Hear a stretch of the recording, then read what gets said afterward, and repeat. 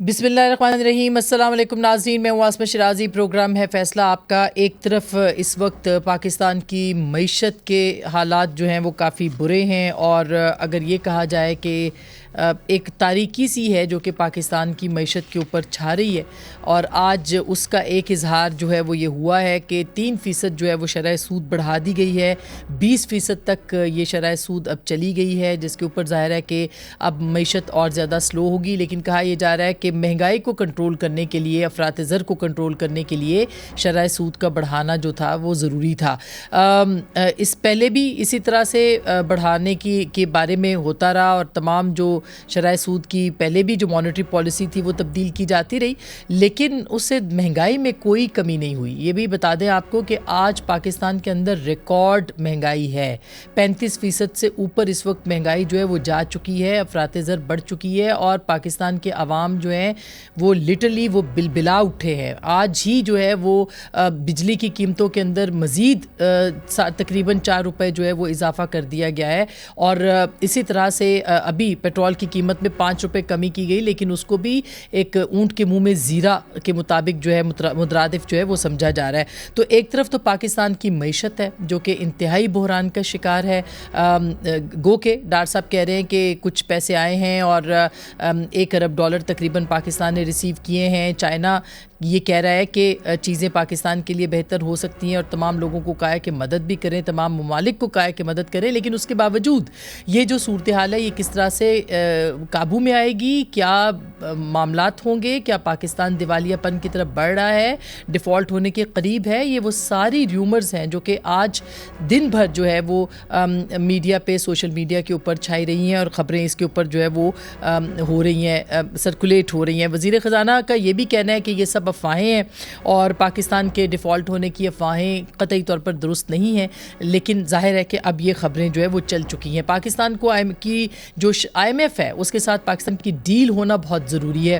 وزیر خزانہ، سابق وزیر خزانہ مفتاح اسماعیل صاحب فرماتے ہیں کہ وہ ڈیل جلد سے جلد ہو جانی چاہیے، اور وزیر خزانہ فرماتے ہیں کہ اگلے ہفتے میں یہ ہو جائے گی، لیکن یہ ڈیل سے پہلے جو 4 شرائط انہوں نے عائد کی ہیں، اور دلچسپ بات یہ ہے کہ پاکستان ہر وقت، ہر لمحے جاتا ہے ان کے پاس، اور جب بھی مذاکرات شروع ہوتے ہیں نئی شرائط جو ہے وہ پاکستان کے اوپر جو ہے وہ عائد کر دی جاتی ہیں۔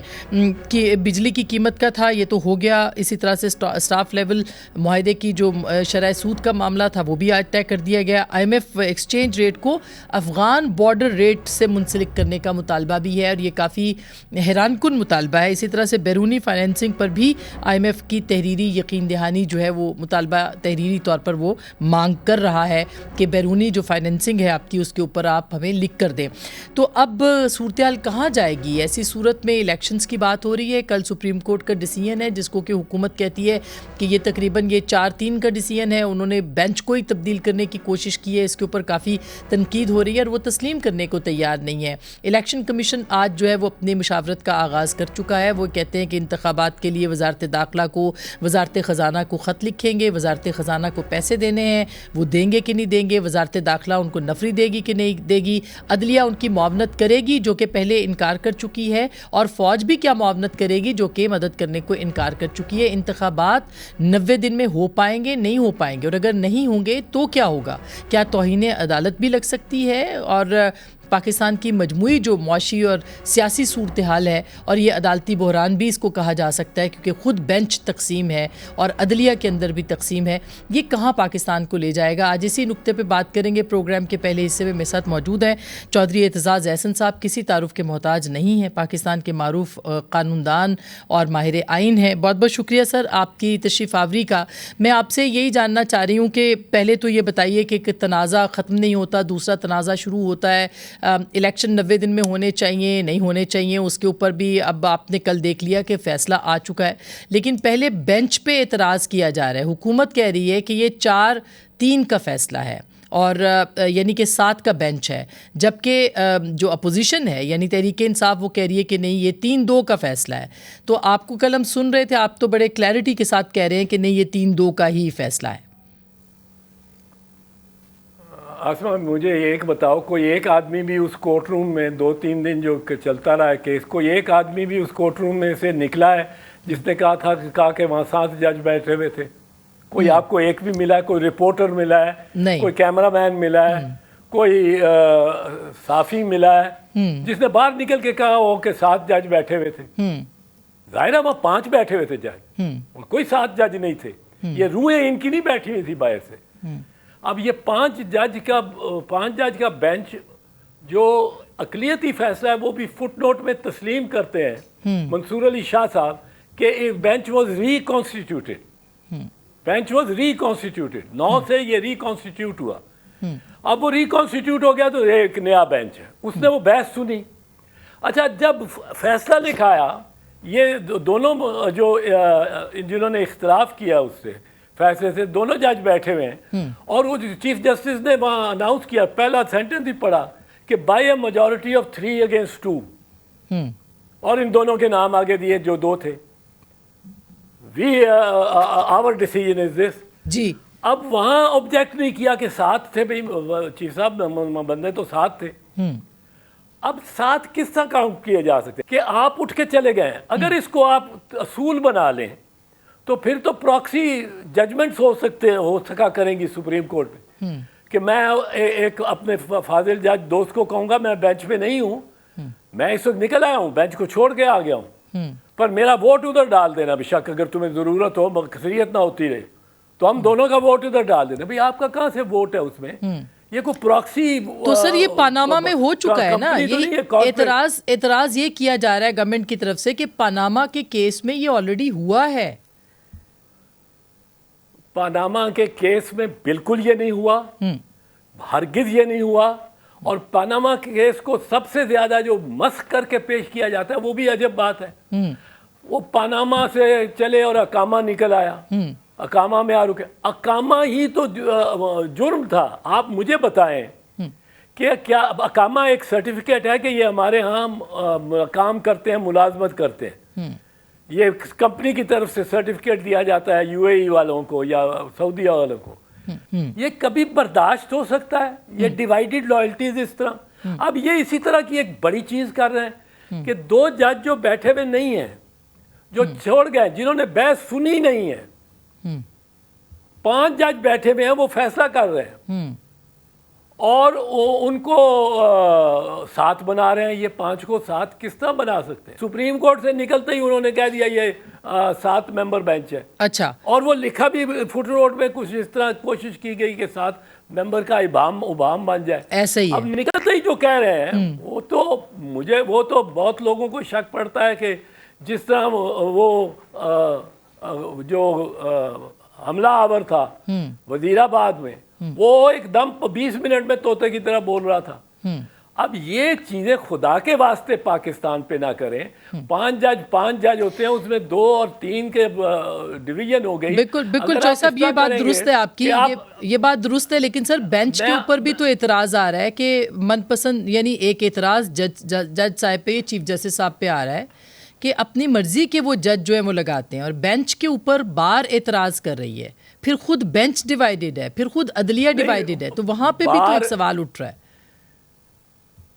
بار کی میں بعد میں بات کرتا ہوں، ضرور کروں گا. بار کی بعد میں آئیں گے. پہلے ججز کا دیکھ لیں اور سرکاری جو افسران ہیں ان کا ذرا دیکھ لیں، لا منسٹر اور اٹارنی جنرل صاحب جیسے. جی اب اگر یہ لا منسٹر اور اٹارنی جنرل پرائم منسٹر کو بھی بابر کرا دیتے ہیں کہ اس فیصلے کو ماننے کی ضرورت نہیں ہے، یہ فیصلہ نہیں ہے، 4 ججز کا ہمارے حق میں ہے، 3 ججز کا ہمارے خلاف ہے، اور وہ 4 ججز جو اس کے ممبر نہیں تھے ان کے بات آپ مانیں اور اس کو سمجھیں کہ انہوں نے پوری ریلیف گرانٹ کر دیا ہے اور یہ وہ اور ہمیں گرانٹ کی ہے، تو آپ کیا کریں گے؟ پرائم منسٹر یہ کرے گا کہ he will not obey the order of the court, he will direct his departments not to obey. جو نہیں کہتا میں مانتا ہی نہیں ہوں سپریم کورٹ کا آرڈر ہے. تو سپریم کورٹ نے لاسٹ پرائم منسٹر جس نے حکم نہیں مانا تھا پرائم منسٹر کا، وہ سیدھا ڈسکوالیفائی ہوا تھا اور اس کو سزا قید کی بھی ہو گئی تھی، go till the rising of the court, and was disqualified. Yusuf Raza Gilani for 5 years. جی اور یہ جائے گا شہباز شریف بھی اسی طرح. یہ کل فواد چودھری صاحب نے بھی بات کی. بالکل آپ کی بات درست ہے. کل فواد چودھری صاحب نے بھی انڈیکیٹ کیا، مگر یہاں تو امپلیمنٹیشن الیکشن کمیشن نے کرنی ہے سر، اور الیکشن کمیشن تو اپنے کام کا آغاز کر چکا ہے. نہیں الیکشن کمیشن نے نہیں کرنی. اچھا الیکشن کمیشن نہیں کرنی کمپلائنس اس شخص نے, وہ شخص جو ہوتا ہے گوشت پوچھ کا بندہ, ہر اس شخص نے کرنی ہے جس سے کوئی ڈیوٹی مانگنی ہے چیف الیکشن کمشنر نے. چیف الیکشن کمشنر نے اگر کہنا ہے انٹیریئر منسٹر کو رینجر ادھر ادھر کرو, interior minister is bound to obey the chief election commissioner. اور اگر سر فوج کہتی ہے کہ اگر فوج کہتی ہے, جیسے پہلے فوج کہہ چکی ہے ہمارے اہلکار بزی ہیں مردم شماری میں بھی اور وارنٹ ٹیرر میں بھی ہم نہیں دے سکتے, عدلیہ کہہ چکی ہے ہم اپنے افسران نہیں دے سکتے, تو پھر اب دوبارہ بھی ایسی سچویشن بھی تو آ سکتی ہے. آرڈر آنے سے پہلے اب ججمنٹ آ گئی ہے سپریم کورٹ کی, اب نہیں کوئی اس سے گریز کر سکتا. وہ پہلے انہوں نے سجیسٹ کیا بینچ کو کہ جی ہمارے لیے دشواری ہے, ہمارے لیے مشکل ہے. بینچ نے کورٹ نے اس سب کو سامنے رکھتے ہوئے فیصلہ دے دیا. یہ فیصلہ سپریم کورٹ آف پاکستان کا ہے. سر یہ بھی فیصلہ آیا کہ اگر 90 دن سے آگے کرنے ہیں تو آپ اس کے لیے بھی مشاورت کریں. تو اب مجھے یہ بتائیے کہ کیا الیکشن کمیشن آگے لے جا سکتا ہے, تو کتنے دن لے جا سکتا ہے, جو کہ پیرا 14 میں لکھا گیا؟ 4 دن, 5 دن, 10 دن. وہ 52 کا اگر ڈیز اگر فٹ ان ہو جائے اس کو بھی ریڈیوس کر سکتے ہیں. جو الیکشن کیمپین کے دن ہیں کچھ 4 ہفتے, ان میں سے 6 دن کاٹ لیں, 4 دن کاٹ لیں. یہ تو دی آئین کانسٹیٹیوشن ہیز ٹو پریویل.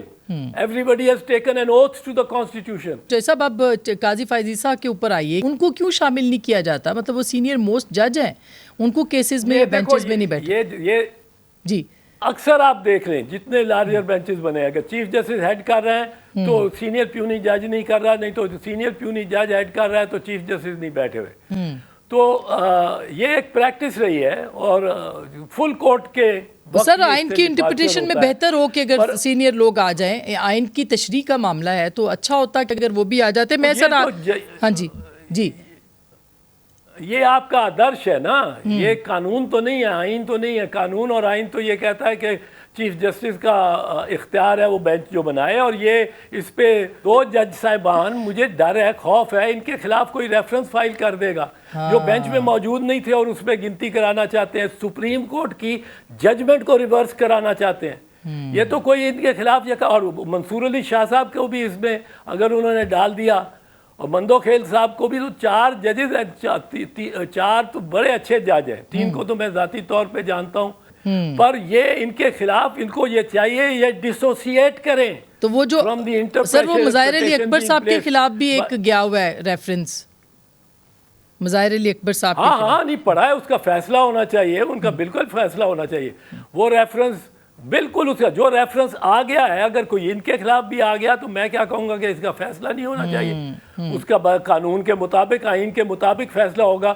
اور ان پہ چارج یہ لگ جائے گا کہ آپ نے ایک سپریم کورٹ کے ایک فیصلے کو جو عددی طور پہ فیصلہ ویلڈ فیصلہ تھا, ایفیکٹو فیصلہ تھا, اس کو انیفیکٹو کرنے کے لیے آپ نے اپنے آپ کو اس میں شمار کرایا گنتی میں, جو بینچ میں بٹھایا دکھایا بیٹھا, جبکہ آپ بینچ کے ممبرز نہیں تھے. تو ایسا انفلوئنسنگ اے بینچ اور a judgement of the supreme court. سو اس سے ذرا گریز کرنا چاہیے. اگر 90 دن سے زیادہ یہ کیئر ٹیکرز بیٹھے رہیں تو کس مینڈیٹ کے تحت بیٹھیں گے؟ اگر یہ کیئر ٹیکرز جو کہ نامزد ہیں, جو کہ الیکٹڈ نہیں ہیں, تو پنجاب کی اور خیبر پختونخوا کی 90 دن کے بعد ساری ایڈمنسٹریشن, ساری گورننس بالکل درست بات ہے سر, زیرو ہو جائے گی. بالکل صحیح کہہ رہے ہیں آپ سر. اسی طرح سے 63A کی جو تشریح ہے سر, اس سے بھی تو ابہام نے اور مزید جنم لیا, بلکہ بحران نے جنم لیا. وہ جو آپ اس سے بھی سہمت ہیں؟ وہ جو جی دیکھیں جی, وہ سب کو in due course of law ان کا نتیجہ نکلنا چاہیے. تو لاسٹ میں یہی پوچھنا چاہ رہی ہوں کہ عمران خان صاحب کے خلاف بھی ایک مقدمہ چل رہا ہے اسی طرح کا, مطلب اثاثے چھپانے اور باقی جو ہے, ان کے اوپر بھی نااہلی کی تلوار لٹک رہی ہے نہیں؟ ہاں بالکل لٹک رہی ہے, بڑی اسٹرانگلی لٹک رہی ہے. پر ایک اس میں کہوں گا میں, ایک آپ کی اجازت ہے کہہ دوں گا, جو ہے نا ٹیرین وائٹ کا کیس, اس کو آپ سیریسلی خدا کے واسطے نہ لیں. اگر آپ بھلے عمران خان کو ڈسکوالیفائی کر دیں اور توشہ خانہ پہ بھلے کر دیں, اور ایسٹس پہ جس پہ کر دیں, اس پہ اگر آپ نے کیا نا, آپ کو میں ایک چیز بتا دوں, یہ بھی پیش دوں, اگر کیا تو اس الیکشن میں جو آنی ہے جنرل الیکشن, اس میں کم از کم 30% कैंडिडेट्स पे मुखालिफ कैंडिडेट्स ने एक फर्जी कैंडिडेट खड़ा करके भी अपना उस पे इल्ज़ाम मुखालिफ कैंडिडेट पे लगाया होगा इसी किस्म का, और उस पे कोई बच्चे को नामजद कर देंगे, किसी खातून को नामजद कर देंगे, जिनको लिंच मॉब्स जो हमारी हैं वो उसको घर से निकालेंगे, उस बच्ची 8 साल के ये तो नाजायज़ है, उसको कुएं में फेंकेंगे, ऊपर से ईंटें मारेंगे। हमारा माहौल ऐसा नहीं है कि किसी को हम पिन पॉइंट करके ये नाजायज़ है, और लेकिन होगा जी, होगा आपको लगता है ममनू फंडिंग सर उसके ऊपर? इसलिए इस हाँ नहीं, उसमें जो भी है उसका बिल्कुल फैसला होना चाहिए। वो ममनू फंडिंग है या फॉरेन फंडिंग है, जो भी है उनका होना चाहिए। अगर डिस्क्वालीफाई होना है तो बिल्कुल होना चाहिए।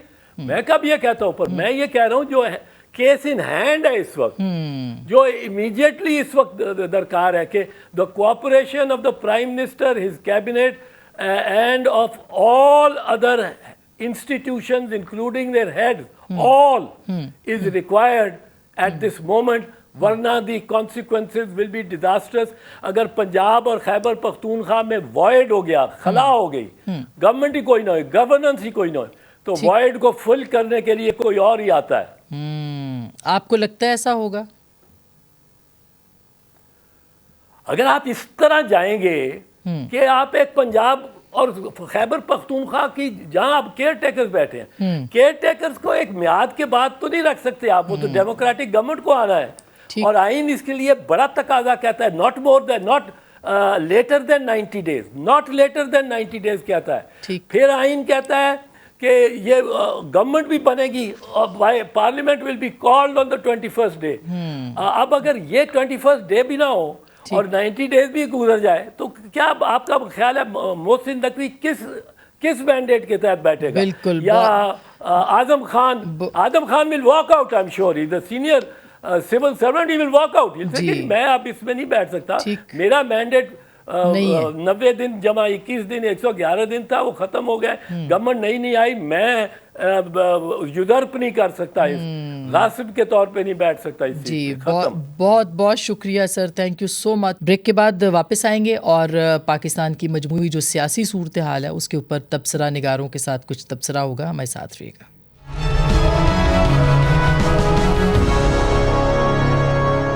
वेलकम बैक नाज़रीन, एक दफ़ा फिर आपको खुश आमदीद कहते हैं।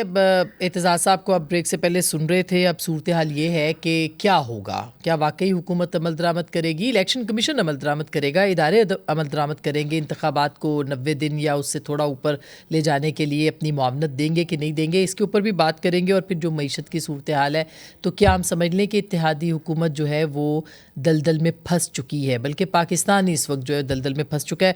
कंवर दिलशाद साहब मेरे साथ मौजूद हैं, साबिक सेक्रेटरी इलेक्शन कमीशन के, उनसे हम कुछ इलेक्शन के बारे बात करेंगे। जनाब मुशर्रफ जैदी साहब मारूफ तजिया निगार हैं, सीनियर तजिया निगार हैं, वो भी हमारे साथ हैं। और जनाब अम्मार मसूद साहब, अगेन बड़ा नाम है, आप इनको जानते हैं, आप पढ़ते हैं, सुनते हैं, बहुत बहुत शुक्रिया आपकी तशरीफ़ आवरी का भी। सबसे पहले कंवर साहब आपके पास आना चाहती हूँ कि ये अभी एतज़ाज़ साहब ये कह रहे थे कि अगर नहीं अदालत के फ़ैसले को माना जाता तो तौहीन अदालत होगी और प्राइम मिनिस्टर घर जा सकते हैं।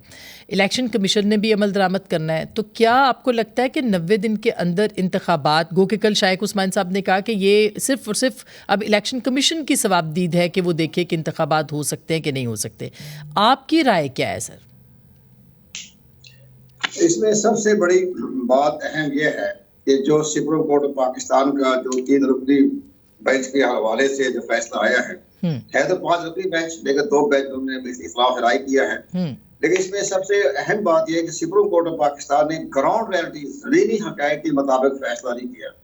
उन्होंने एक उज़्लत में, जल्दबाजी में, फौरी तौर पर वो 2 जजों ने लिख के भेज दिया कि उसको नोटिस करें, और आज को नोटिस किया गया, वो भी चैलेंज हो गया। 9 रुकनी की बजाय वो 5 रुकनी पे आ गया, 4 अलहदा हो गए, 2 ने फैसला खिलाफ दे दिया। तो ये बड़ी पाकिस्तान की इलेक्शन की तारीख के अलावा सुप्रीम कोर्ट ऑफ पाकिस्तान की तारीख का भी अनोखा वाक़या है कि 9 रुकनी बेंच से 5 रुकनी बेंच आ गया, 5 रुकनी बेंच में से 2 जो है फालतू पे आ गए, 3 ने हक में दे दिया। एक ग्राउंड रियलिटी का मतलब ये नहीं, हम कहते ग्राउंड रियलिटी का मतलब ये है कि जनाब 90 दिन में इंतखाबात, ठीक है, आइन का आर्टिकल 224, 224 और 224A, आइन का आर्टिकल 48, आइन का आर्टिकल 41, उसके तहत ठीक है कि सदरी मुमलकत जो है वो तारीख देगा, वो देगा कौमी असम्बली के लिए। جب قومی اسمبلی کی جو جنرل الیکشن ہوگا تو وہاں صدر مملکت اور الیکشن کمیشن تاریخ دیں گے. یہ ہے صوبائی ایمنڈ.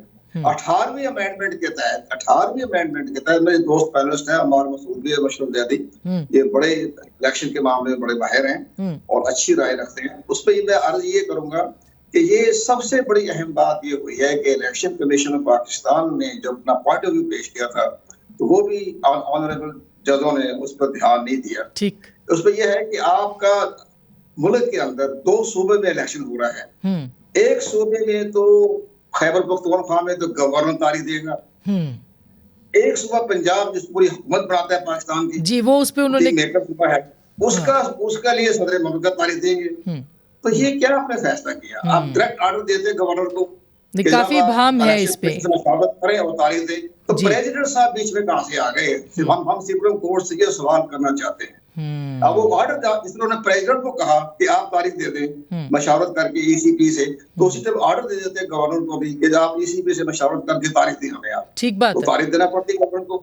اب یہاں صوبوں میں ایک صوبے میں خیبر پختونخوا میں گورنر صاحب دے رہے ہیں, ایک صوبہ پریزیڈنٹ صاحب دے رہے ہیں. ٹھیک بات ہے. تو یہ ایک آرٹیکل 105 سے متصادم ہے. میں یہ سوال کر رہا ہوں کہ ہمارے وکلا جو سرکاری وکلا تھے انہوں نے بھی کوئی جواب نہیں دیا, اٹارنی جنرل نے بھی خاموشی اختیار کی, اور پھر الیکشن کمیشن کو سنا بھی نہیں گیا اس معاملے کے اوپر. بالکل عمار مسعود صاحب, اب آپ نے ایک پوزیشن یہ بھی دیکھ لی, دوسری پوزیشن یہ ہے کہ بھئی اگر الیکشن نہیں ہوتے تو توہین عدالت ہوگی, مگر آپ کو لگتا ہے کہ اس وقت پاکستان الیکشن کا متحمل ہو سکتا ہے؟ ہونے تو چاہیے آف کورس, 90 دن لکھا ہوا ہے, لیکن اگر ہوگا تو کیا ہوگا؟ معاشی صورتحال, سیاسی صورتحال کہاں جا رہی ہے سر؟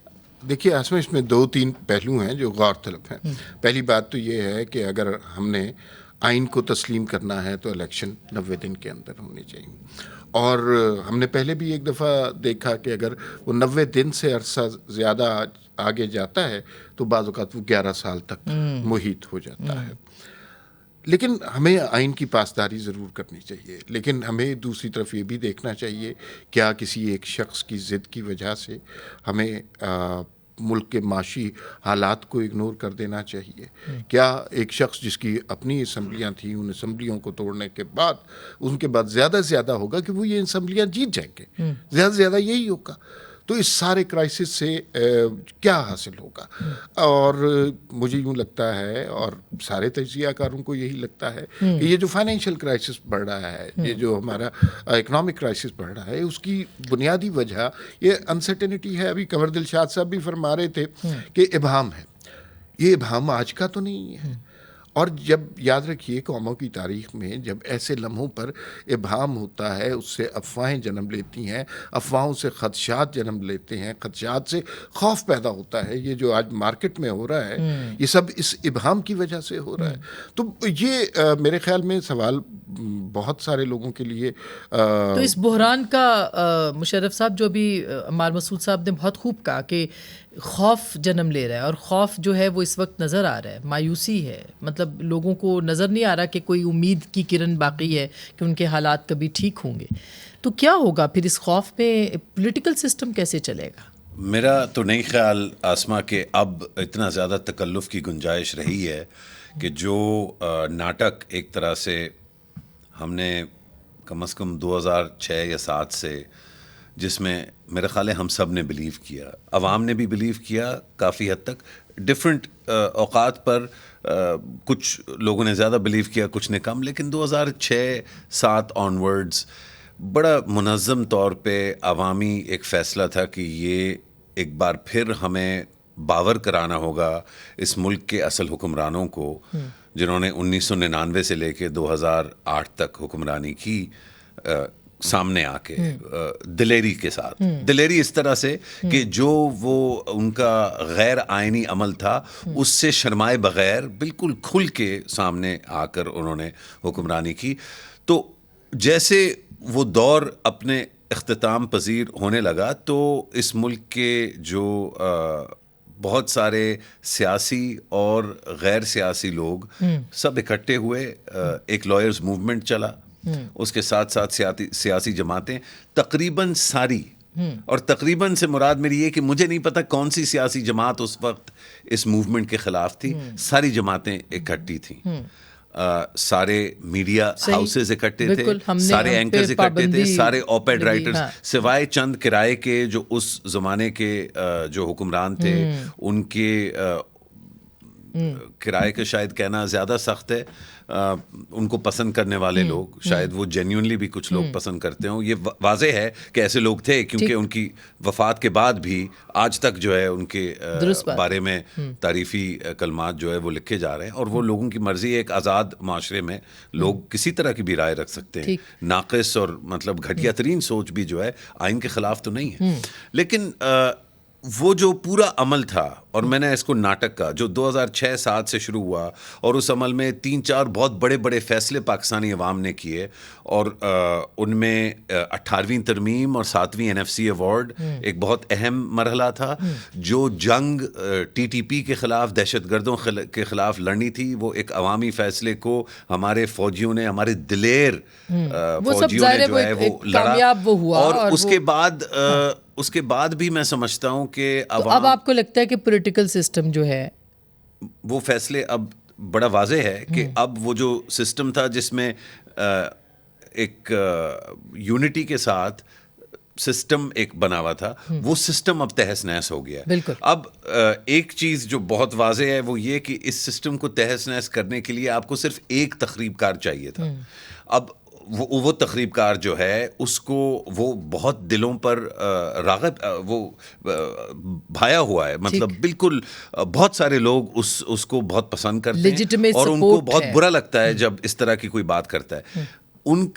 میں ان کو تخریب کار نہیں کہہ رہا, لیکن انہوں نے تخریب کی ہے اس نظام کی, کیونکہ جو بھی چیز جو سیدھی کھڑی ہوئی تھی اس کو الٹا پیش کر کے انہوں نے کہا یہ 35 پنکچر ہوئے تھے, یہ الیکشن غلط ہے, ہم 140 پتنی 200 دن کے لیے دھرنا ڈالیں گے. پھر جب وہ آ گئے اس کے بعد جو لوگ ان کو لے کے آئے تھے انہی کے منہ کہ اب میں آپ کے اوپر بھی بات کروں گا. اب جب ان کو نکالا گیا, انہوں نے کہا یہ امریکہ نے نکالا, پھر انہوں نے ظاہری بات ہے سچ بولنا شروع کر دیا. اب سسٹم جو ہے وہ تقریباً کولیپس ہے. میں بریک کے بعد کولیپس ہو چکا ہے. اب میں بریک کے بعد اس پہ مزید بات کرنی ہے کہ یہ اگر کولیپس ہوا ہے تو اب کس فارم میں سامنے آ سکتا ہے. بریک کے بعد اس پہ بات کریں گے, ہمارے ساتھ رہیے گا.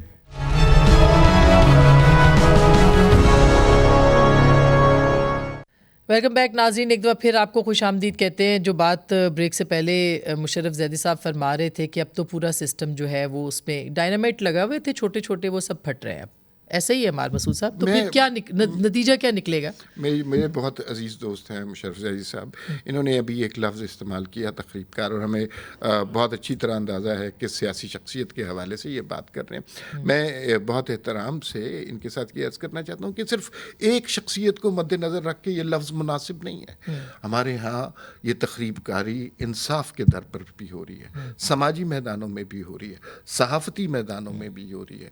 وہ جو ایک سسٹم بنایا گیا تھا, ایک پورا ہائیبرڈ نظام تشکیل دیا گیا تھا, یہ اس کے ثمرات ہیں. پاکستان جو آج ڈوب رہا ہے یہ 2016 کے بعد کا سلسلہ ہے. اس سے پہلے وہی لوگ تھے کہ جب ہم بہتر اچھا خاصا ہنستا کھیلتا ملک تھا, اور اس زمانے میں معیشت پہ سیمینار کروا کے کنسرن ظاہر کیے جا رہے تھے. اور دوسرا مجھے یہ جو مطلب میرے آپ اور مشرف جیسے لوگوں کی برسوں کی شاید دہائیوں کی خواہش ہوگی کہ نیوٹرل ہونا چاہیے اداروں کو, بہت اچھی بات ہے. میں صرف یہ سوال پوچھنا چاہتا ہوں کہ اتنا بڑا مانسٹر کریٹ کر دیا اس سماج میں, اتنی رکاوٹیں ہر لیول پر, اخلاقی طور پر, صحافتی طور پر, سیاسی طور پر, جمہوری طور پر کریٹ کرنے کے بعد آپ کیا نیوٹرل ہو سکتے ہیں؟ کیا نیوٹرل ہونا چاہیے؟ یا وہ جو سلسلہ سارا شروع کیا تھا اس کا کوئی حل پیش کریں. اب وہ حل کیا ہے؟ وہ حل یہاں پہ عمار بھائی سے اختلاف کرتے ہوئے یا ایون ان کی بات میں مکمل طور پہ حامی نہ ہونے سے میں تھوڑا سا اجتناب ویسے ہی کرتا ہوں, کیونکہ میرے بہت محترم اور بہت عزیز ہیں. دیکھیں, یہ بات تو بالکل درست ہے کہ یہ ایک شخصیت کی تخریب کاری کا جو ہے نتیجہ نہیں ہے. اداروں کے اپنی جو ان کی کیفیت ہے, ان کی جو بنیاد ہے, اس میں بذات خود تخریب بھری ہوئی ہے. جو ادارے صرف اپنا مفاد دیکھتے ہیں اور اس ملک کا اور عوام کا نہیں دیکھتے, مثلا مانیٹری پالیسی کمیٹی ایک ادارہ ہے اس ملک کا جو اب سود کو 20% تک لاگ چکا ہے. وہی شخصیات جو مطلب سپارے جو ہے وہ ٹویٹ کرتے ہیں اور بار بار دکھانے کی کوشش کرتے ہیں کہ وہ بہت اچھے مسلمان ہیں, اور مولویوں کو بار بار جو ہے وہ تسلی دیتے ہیں کہ وہ ربا کے اور سود کے خلاف ہیں. 20% سود کا ریٹ آفیشیل, یہ ربا نہیں ہے تو یہ کیا؟ بالکل, یہ تو آئی ایم ایف کے سامنے آپ ناک کی لکیریں نکال رہے ہیں. لیکن یہ ہم آئی ایم ایف پہ نہیں ڈال سکتے آسما, یہ کیونکہ مجھے پتا ہے کہ یہ بہت اب, اور یہ میں تو اس میں ایک شخصیت کا نام لینا تو بالکل واضح بنتا ہے. اسحاق ڈار صاحب نے قسمیں اٹھائی تھی کہ 200 روپے سے نیچے لے کے آئیں گے. پتنی کون سی دنیا میں وہ رہتے تھے اور پتنی کون سی دنیا میں نواز شریف رہتے ہیں کہ انہوں نے اس ملک پر ان کو مسلط کیا, اور یہ سارا جو بوجھ اب جو مصیبت ٹوٹے گی عوام پہ, وہ اس کے ظاہر میں نے 6-7 مہینے آپ کے شو پہ آ کے میں شوکت طارین اور عمران خان کو قصوروار رکھتا رہا. میں اب آپ کو بتا رہا ہوں بلا شبہ بلا شک کوئی ایک اس میں ذرہ برابر جو ہے ڈاؤٹ نہیں ہو سکتا, 100% ذمہ داری اس معیشت کی اس وقت پی ایم ایل نون کی اور اسحاق ڈار کی. اچھا, اب کنور صاحب آپ ہی بتا دیجئے کہ اب سر الیکشن نہیں ہوں گے, نگران سیٹ اپس اگر کروا دیں گی, اور اگر ہو جاتے ہیں تو وہ نگران سیٹ اپس کروا کے جب حکومتیں آئیں گی اور اگلی حکومت کے لیے الیکشن ہوگا, عام انتخابات, تو کیا اس کو تسلیم کر لیا جائے گا؟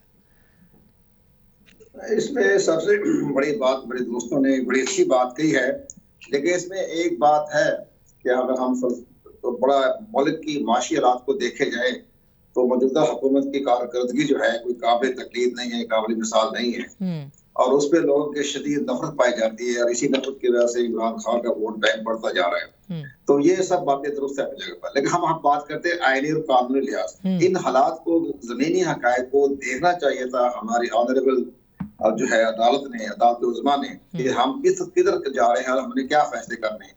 ایک بات, ہم تو آئین و قانون کے بارے میں بات کریں گے, ہمیں کسی شخصیات کے بارے میں نہیں جاتے. ہم یہ کہنا چاہتے ہیں کہ آئین کا آرٹیکل 105 کے تحت یہ گورنر کا اختیار تھا کہ وہ کرے, اور آپ نے صدر کو دے دیا. سر یہ آخری سوال, سر آخری صوبوں میں الیکشن دیکھیں, آپ صوبے میں دیکھیں نا, میں بتاتا ہوں, عرض کرتا ہوں صوبے میں کیا ہوگا. اب 2 صوبے میں تو الیکشن ہو جائیں گے, چلے جیسے مجھے تو نظر نہیں آتا ہو جائیں گے, لیکن چلے مفروضہ یہ ہو جاتے ہیں. تو اس میں یہ ہو جائے کہ 2 صوبوں میں جب یہ الیکشن کا ہو جاتا ہے تو 2 صوبے تو پرانی حلقہ بندی 2017 کی مقدم شماری, جس میں یہ لکھا ہوا تھا کہ یہ پروویژنل ہے جی, اور جس پہ سابق وزیر اعظم خود سائن کر کے گئے عمران خان صاحب. آئین پڑھتے ہی نہیں ہیں, آئین نہیں دیکھتے. کیا ججوں نے آئین نہیں پڑھا کہ آئین کا آرٹیکل 51 میں کیا لکھا ہوا ہے؟ آئین کا آرٹیکل 51 میں یہ لکھا ہوا یہ پروویژنل مردم شماری کے تحت 2018 کے الیکشن ہوں گے, اور آئندہ جب انتخابات ہوں گے, آئندہ انتخابات جنرل الیکشن, وہ نئی حلقہ بندی پر نئی مردم شماری. تو پھر ان 2 صوبوں کے اندر انتخاب کی کیا جواز رہ جائے؟ 2 صوبوں میں تو پروویژنل میں کروا لیں جو غیر آئینی اور غیر قانونی ہے. اب 2 صوبوں میں جب آئندہ جب الیکشن ہوں گے تو نئی حلقہ بندی اور نئی مردم شماری بھی ہوں گے. تو یہ آدھا تیسرا آدھا پٹیر کی بات کیوں کر رہے ہیں؟ انہوں نے آئین نہیں پڑھا, آئین کا آرٹیکل 51 بہت شکریہ جی, بہت شکریہ سر, بہت شکریہ. میرا خیال ہے تینوں مہمانوں کا یہی معاملہ ہے کہ ہر چیز کے اندر, معیشت ہو, سیاست ہو, عدالتی نظام ہو, کچھ بھی ہو, آدھا تیتر آدھا بٹیر والا کام اس وقت چل رہا ہے. اور میرا خیال ہے اب تو بات بہت آگے نکل گئی ہے. جس دلدل میں ہم پھنس گئے ہیں اب اس میں آئین اور قانون بھی جو ہے وہ لگتا ایسے ہے کہ وہ بے بس نظر آ رہے ہیں. کیا ہوگا کیا نہیں, گفتگو آپ نے سنی, فیصلہ آپ کا.